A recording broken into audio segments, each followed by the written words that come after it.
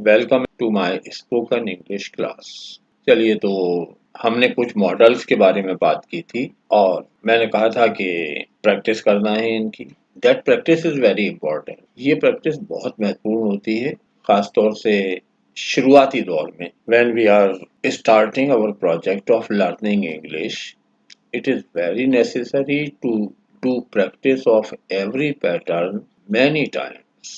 शुरू में ये बहुत ज़रूरी होता है कि हम इन पैटर्न्स की लगातार प्रैक्टिस करें, और इस लगातार प्रैक्टिस के लिए हमने ये क्लास शुरू की है। तो let's start our journey today. कल हमने मॉडल्स पे बात की थी। ओवरऑल जो मॉडल ऑक्सिलरीज पे हमने सेंटेंस बनाए थे, आप लोगों ने भी तैयार कर दिए थे। दे वर लाइक दैट। एक ही वर्ब, एक ही ऑब्जेक्ट पे हम कोशिश करते हैं। I can speak English. अब जो टारगेट मैंने आपको बताया था वो ये था कि without translation can you get anything from this sentence. बिना ट्रांसलेशन करे इस वाक्य का कोई अर्थ आप समझ पाते हैं क्या, ये इशू था। तो I can speak English if I am speaking in present. I could speak English if I am telling about my past. मैं अंग्रेजी बोल सकता हूँ। अब ये कैन और कुड का मीनिंग विदाउट ट्रांसलेशन दिमाग में आना चाहिए, ये हमारा टारगेट था। थर्ड सेंटेंस में भी आई मे स्पीक इंग्लिश परमिशन के रूप में। मे आई स्पीक इंग्लिश ज्यादा फॉर्मल है। I might speak English if I am talking about past. I should speak English, I must speak English. दोनों में फर्क पता है। शुड जब हम केवल सिंपल ड्यूटी बता रहे हैं, must when it is compulsory. I ought to speak, अब इंग्लिश तो नैतिकता से जुड़ी नहीं है, इसलिए मैंने चेंज कर दिया। I ought to speak the truth. Ought to हमेशा उन बातों के बारे में बताता है जो नैतिक होती हैं, नैतिकता से जुड़ी होती है। I use to speak English past habit बताता है, discontinued past habit. I use to speak English का मतलब होगा कि ये काम मैं पहले करता था, अब नहीं करता। And this meaning you have to derived from the sentence without doing translation. हमारा मिशन है कि I use to speak English का जो अर्थ है वो अर्थ आपको समझ में आए और बिना ट्रांसलेशन किए आए। I need not speak English, माने जरूरत नहीं है मुझे अंग्रेजी बोलने की। I dare not speak English, हिम्मत नहीं है अंग्रेजी बोलने की। I shall speak English simple future है। I will speak English coloured future है। I would speak English it is past of shall और विल। इतनी बात हमने कर ली थी, और तुम लोगों ने जो प्रैक्टिस में सेंटेंस बनाए थे दे वर गुड, अच्छे थे। तो लग रहा था कि यहाँ तक मामला तो जम गया। Now today we are going to discuss one very important aspect of English speaking। आज हम एक बहुत महत्वपूर्ण इशू पे बात करना चाहते हैं। कुछ लोगों को, कुछ नहीं सब लोगों को कठिन लगेगा, because this portion of spoken English is not taught in our schools, in our education system। हमारे सिस्टम में हमने आपको यहीं तक का तो सेंटेंस सिखाया था, सब्जेक्ट ऑब्जेक्ट वर्ब। हमारा फोकस जो क्लास में रहता है वो इस बात पे रहता है कि सब्जेक्ट होगा, हेल्पिंग वर्ब जो भी टेंस है, मूड है, उसके हिसाब से वर्ब होगी और ऑब्जेक्ट होगा। तो हमारा student I can speak English बहुत इजीली बोल सकता है, लेकिन आपको पता होगा कि English is spoken to create a good impression. अंग्रेजी केवल और केवल बोली जाती है अच्छा इम्प्रेशन पैदा करने के लिए, सामने वाले पे अच्छा प्रभाव डालने के लिए। नाउ थिंक, इफ आई से आई कैन स्पीक इंग्लिश, मैं केवल इतना ही कहूँ आई कैन स्पीक इंग्लिश, तो आर यू और एनीवन इम्प्रेस्ड विथ मी? कोई इम्प्रेस होगा क्या? If we say I can speak English to someone, is anyone going to be impressed by us? हमसे कोई इम्प्रेस होने जा रहा है क्या? मुझे तो नहीं लगता। अगर हम किसी से आई कैन स्पीक इंग्लिश कहते हैं तो कोई इम्प्रेस होगा, ये नहीं है। क्यों? इतनी इंग्लिश तो चाहे कोई बोल ले, इतनी इंग्लिश तो हर आदमी बोलना जानता है। आई कैन स्पीक इंग्लिश क्या हो गया? तो now we want to impress others. अब हम चाहते हैं कि दूसरे लोगों को इम्प्रेस किया जाए। ये एक बहुत दुर्लभ टेक्निक है, ध्यान से रखना।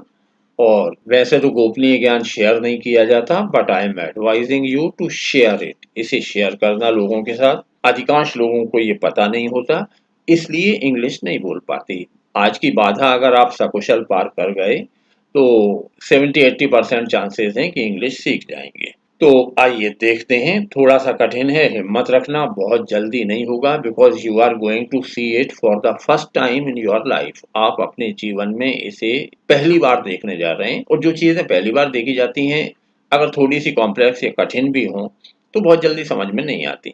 हिम्मत नहीं हारते, हिम्मत रखते हैं।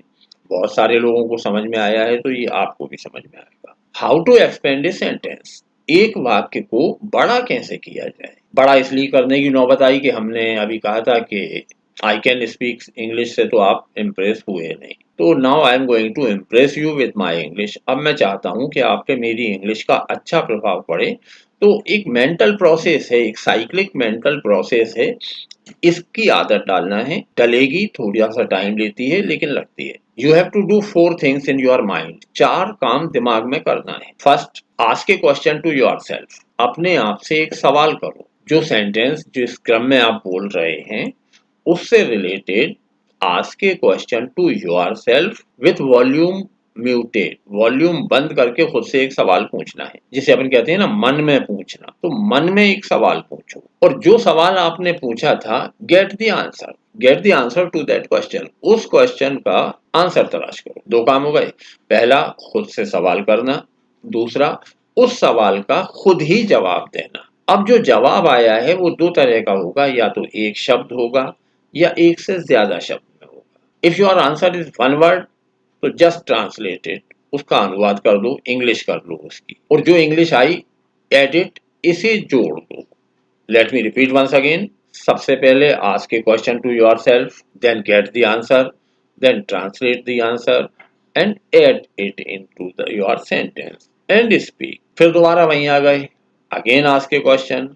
ये काम तब तक करते रहना है जब तक उस सेंटेंस की दम ना निकल जाए, या आपको लगे कि अब इसे छोड़ देना चाहिए, दया ना आ जाए उस वाक्य पे। अभी हम ये दया का टारगेट रखते हैं मैक्सिमम 2 या 3 लाइन। 2 या 3 लाइन का बंधन नहीं है, ये 2-3 पेज तक हो सकते हैं, depending how rich vocabulary you have, आपके पास कितना अच्छा शब्द भंडार है उसके आधार पे। चलो तो लेट्स स्टार्ट दिस एक्सपेरिमेंट।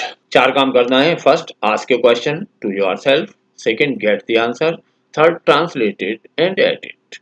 जो मेंटल प्रोसेस आपके दिमाग में होना है वो ऐसी होगी। Ask a question to yourself, वाक्य शुरू करते ही स्वयं से प्रश्न करो, अपने आप से।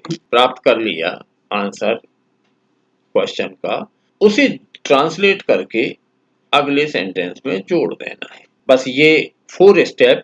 बिल्कुल कंफ्यूज मत होना, बिल्कुल मत घबराना, ये दिमाग में हो रहा है, ना कॉपी पे होगा ना रजिस्टर पे होगा, बल्कि रजिस्टर में एक बार जरूर इस साइकिल को बना लेना। ये अंग्रेजी सीखने का एक चक्र है, ये 4 काम लगातार करना है। नाउ सी द प्रोसेस, अब इस प्रक्रिया को देखो, समझो।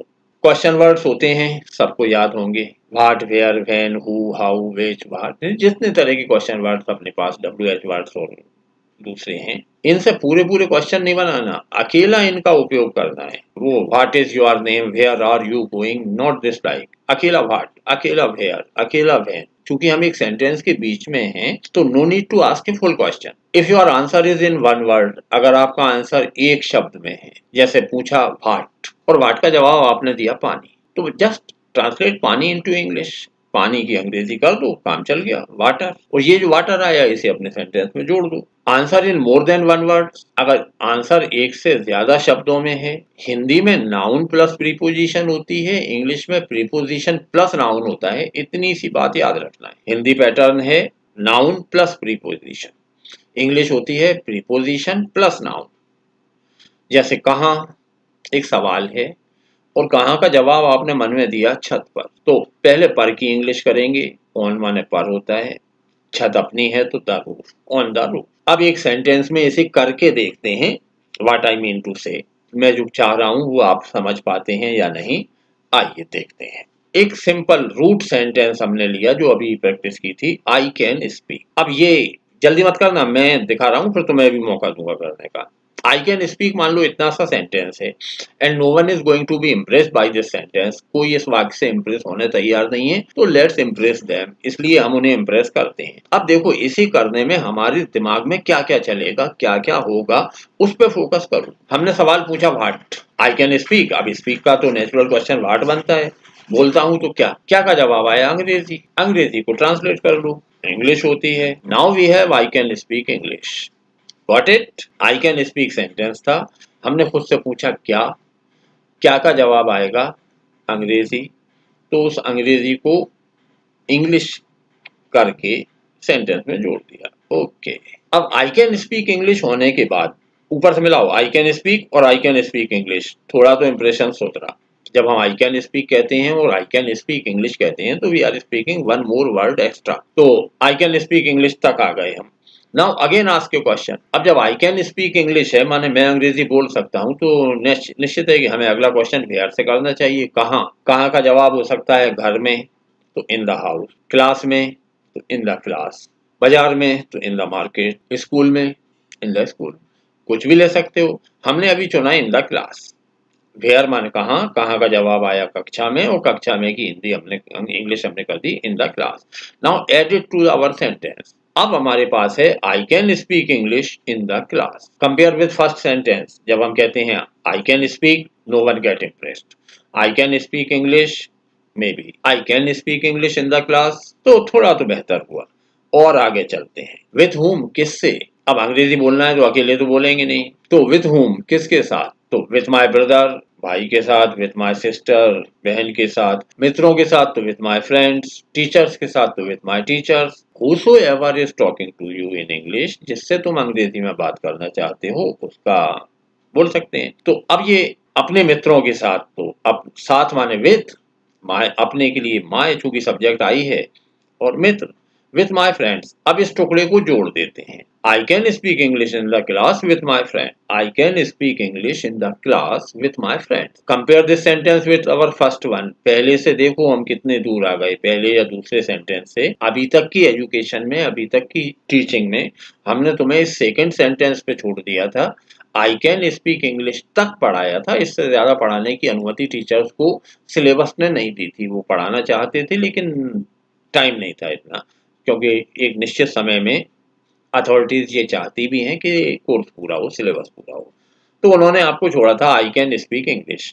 उस आई कैन स्पीक इंग्लिश से चूंकि कोई इम्प्रेस नहीं हो रहा था, इसलिए आप उसे बोलने की भी हिम्मत नहीं कर रहे थे। अब हम कर रहे हैं कि इस सेंटेंस को कितना ताना जा सकता है, कितना खींचा जा सकता है। आई कैन स्पीक इंग्लिश, तो I can speak English in the class with my friends, यहां तक आ गए। थोड़ा और चलते हैं। Our sentence is I can speak English in the class with my friend. Next question is कि तुम ये अंग्रेजी बोल क्यों रहे हो? ये जो क्वेश्चन होता है, ये ऊपर जो हमारे पास बेसिक इंफॉर्मेशन पहले आ चुकी है उससे जुड़ा हुआ होता है। हमने पूछा क्यों, अब अंग्रेजी क्यों बोली जाती है, तो सच्चा तो बोलेंगे नहीं, टू इम्प्रेस अदर्स, पोल खुल जाएगी, इसे छुपा लेते हैं। अच्छे नंबर लाने के लिए, अच्छी नौकरी पाने के लिए, to get good job, vocabulary बढ़ाने के लिए तो to increase vocabulary, whatsoever you में थिंक, जो भी आपको लगता है। भाई का जवाब मैंने सोचा अच्छे नंबर लाने के। अब इस अच्छे नंबर लाने के लिए तो टू गेट गुड मार्क्स, इसे ट्रांसलेट करके और सेंटेंस में जोड़ दो।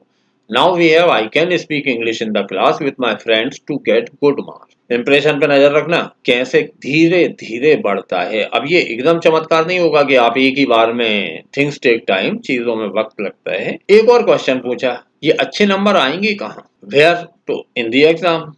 कहाँ आएंगे अच्छे नंबर? परीक्षा में, तो इन दी एग्जाम को जोड़ लेते हैं। I can speak English in the class with my friends to get good marks in the exam. Getting it?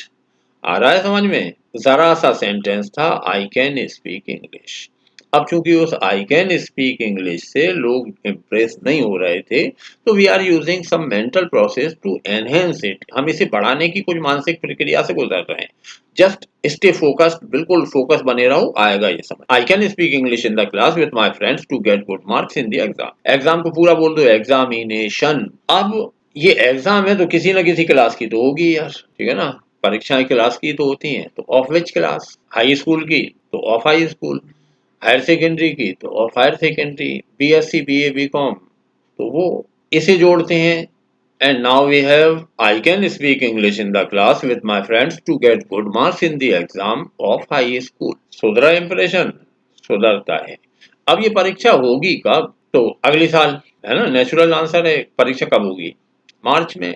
अगले साल। So your complete sentence is I can speak English in the class with my friends to get good marks in the exam of high school next year. Now compare, मैंने जब बोला था आई can speak English, तब तुम पे मेरी English का impression कैसा था? और अगर मैं कहूँ I can speak English in the class with my friends to get good marks in the exam of high school next year, what impression will you get? और यू और एनीवन, अगर हम किसी से केवल आई कैन स्पीक इंग्लिश कहते हैं तो हमारा इंप्रेशन बहुत पुअर रहता है, कोई इंप्रेस नहीं होता। सबको मालूम है कि आई कैन स्पीक इंग्लिश जैसे सेंटेंस तो चाहे कोई बोल देता है, लेकिन अगर तुमने ऐसा 1.5-2 लाइन का सेंटेंस बोला तो पब्लिक फ्लैट हो जाएगी, कहेंगे अरे साहब गजब की अंग्रेजी है। वो जो अपनी लोकल भाषा में गजब की अंग्रेजी को गजब की अंग्रेजी कहते हैं ना, वो ऐसी होती है। अब ये जो अभी हमने किया, इस मेंटल प्रोसेस को फ्लुएंसी डेवलप करने के लिए जो ट्रिक आपको घर पे अपनाना है वो ये कि ऐसे 2 4 6 8 टुकड़े जोड़ लो। ये जो पार्ट्स हमने अटैच किए हैं, none of them is compulsory, इनमें से कुछ भी जरूरी नहीं है। इस सेंटेंस को बोलते में अगर इन द क्लास छूट गई, छूट जान दो, I can speak English with my friends to get good marks in the exam of I, with my friends छूट गए तो भी ठीक है, I can speak English in the class to get good marks in the exam. ये चूंकि हमने दिमाग में सोचा है, किसी दूसरे के पास इसका नक्शा थोड़ी है, ये हमारे दिमाग की प्रोसेस थी। तो अगर हमें जो चीज याद आ गई जल्दी में वो ठीक है, जो याद नहीं आती वो भी ठीक है। अब इस कैन को बदल के कर लो शुड और repeat the whole sentence. I should speak English in the class with my friends to get good marks in the exam of high school next year. ठीक है, मस्ट कर लेते हैं पहले सारे मॉडल, और टू तो नहीं आएगा क्योंकि नैतिकता नहीं है। आई नीड नॉट स्पीक इंग्लिश, बाकी सारी कहानी वही रहती है। ऐसे फ्लुएंसी डेवलप होती है जब एक सेंटेंस को आप इस तरह से लगातार करेंगे रिपीट। एक बार स्कूल में क्लास में बोल दिए, अगली बार क्लास में मत बोलो, स्कूल में बोलो, फिर घर में बोलो, फिर शादी में बोलो, पार्टी में बोलो, कहीं भी बोलो, मतलब सेंटेंस शब्द चेंज भी करना है। इंग्लिश की जगह उर्दू बोल दो, उर्दू की जगह पंजाबी बोलो, आई can speak this language. You will develop a natural rhythm of English. धीरे धीरे अंग्रेजी की एक लय समझ में आएगी।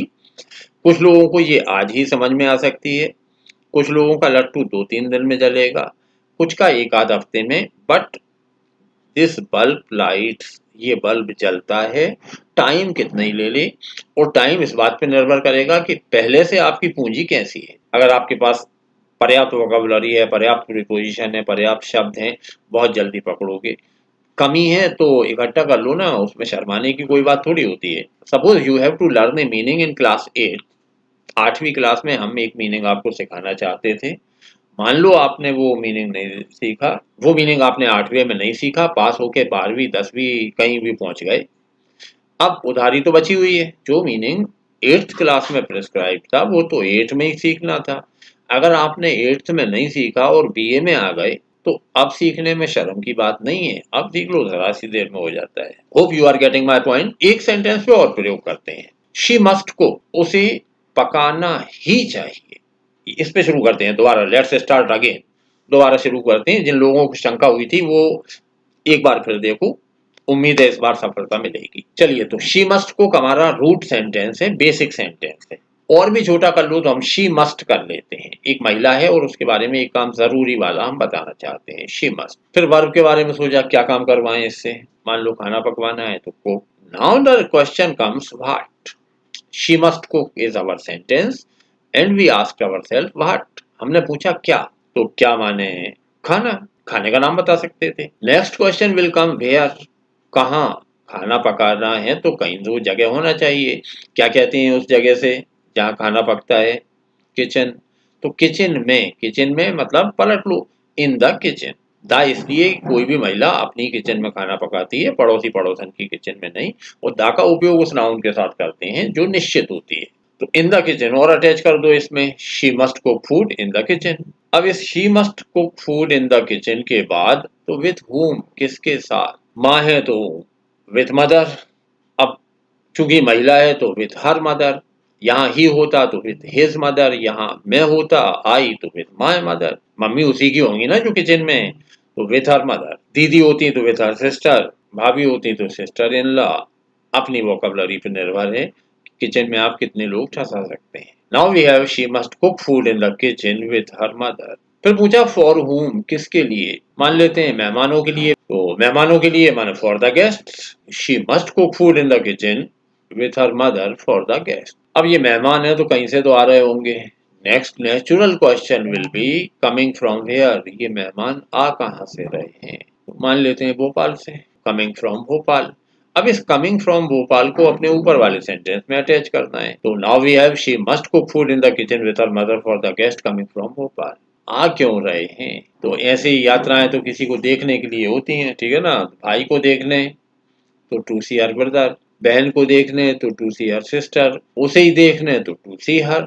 अब ये टू सी हर को हम इसमें जोड़ देते हैं ऊपर वाले sentence. Now our sentence looks like she must cook food in the kitchen with her mother for the guest coming from Bhopal to see her brother. अब क्यों देखना चाह रहे हैं ये, तो फॉर मैरिज या for the marriage. Now it will be she must cook food in the kitchen with her mother for the guest coming from Bhopal to see her brother for marriage. अब बताओ कैसी लगी। आज थोड़ा सा मुश्किल काम करवा दिया मैंने, उम्मीद है थोड़ा बहुत तो समझ में आया होगा। Now your quick reactions. अब इस सेंटेंस पे धीरे धीरे प्रयोग करो। मस्ट हटा के कैन कर दो, कैन हटा के शुड कर दो, शुड हटा के विल कर दो, जो भी स्थिति बनती है। Now tell me, did you get anything, कुछ समझ में आया क्या। मैंने शुरू में ही कहा था कि कुछ लोगों के लिए ये जीवन में पहला अनुभव था जब आप इस तरह का एक सेंटेंस बड़ा करना चाह रहे थे। अब एक काम की बात, अगर दूसरी क्रिया लेना है तो दो तरीके थे, हमने पहले भी बात की है। इन्फिनेटिव कहलाता है जब हम टू प्लस वी1 का उपयोग करते हैं। जीरन कहलाता है जब हम टू के अलावा कोई प्रीपोजिशन लेके वर्ब में आईएनजी लगाते हैं। तो इन्हें अल्टरनेट करना अच्छी इंग्लिश के लिए, इसे अल्टरनेट करना मतलब अगर एक वर्ब आपने टू प्लस वी1 में ले ली तो उसके पड़ोस में जो दूसरी क्रिया आएगी वो फॉर प्लस आईएनजी जैसी होना चाहिए। क्योंकि टू गो टू प्ले, अब ये टू गो टू प्ले कमजोर अंग्रेजी की निशानी। तो पहला टू गो हो गया तो दूसरा कहो फॉर प्ले, तो वर्ब की फॉर्म अलग होगी। हाँ, how was the class, Rashi, I first time ever, most of you, अधिकांश लोगों ने ये प्रयोग जीवन में आज पहली बार किया है। आज इसे रिपीट करना, पहले बेसिक से चलना, बिल्कुल जल्दी बिल्कुल मत करना, केवल मॉडल बदलना। पूरा जो सेंटेंस बन गया, she must cook food in the kitchen with her mother for the guest coming from Bhopal to see her brother for marriage, इतने सेंटेंस को केवल मस्ट बदल के कैन कर दो और फिर बोलो। जब इन्हें लगातार 10-20 बार बोलोगे तो गले में एक रिदम पैदा होगी। मैंने शुरू से कहा था कि कहा है और कहता हूं, English depends on our throat. अंग्रेजी पूरी तरह हमारे गले पे निर्भर होती है, गले की सहजता पे होती है। अटक अटक के आई कैन स्पीक इंग्लिश, सत्यानाश है। हर जगह ब्रेक लेना नहीं चल सकता। इंग्लिश में एक फ्लुएंसी होती है, एक धारा प्रवाहिता होती है। उस धारा प्रवाहिता तक पहुंचने के लिए चूंकि आपको वैसा एटमॉस्फेयर नहीं मिला है जिसमें लोग इंग्लिश बोल रहे हो, तो you have to do it your own, आपको खुद करना पड़ेगा। अकेले में बैठो, एक सेंटेंस जितने टुकड़े जोड़ सकते हैं उतना जोड़ो। एक और बहुत काम की बात, टाइम एक्सप्रेशन हमेशा अंत में जोड़ना। इंग्लिश में टाइम पे सेंटेंस खत्म हो जाता है। तो दो छोटी छोटी बातें याद रखना है। एक तो दो वर्ब अगर आ रही हैं तो एक बार टू प्लस वी1 लो, दूसरी बार आईएनजी लगाओ। पहले आईएनजी ले लो, बाद में टू प्लस वी1 लगाओ। इस तरह से फॉर गोइंग टू सी या टू गो फॉर सी, इस तरह का पैटर्न। और फिर खाने को बदलो। फिर ये जो क्वेश्चंस के आंसर आए थे इनमें से एक एक को बदलो। एक बार इंग्लिश स्कूल में बोली, दूसरी बार घर में बोलो, तीसरी बार क्लास में बोलो। केवल शब्द बदलेगा।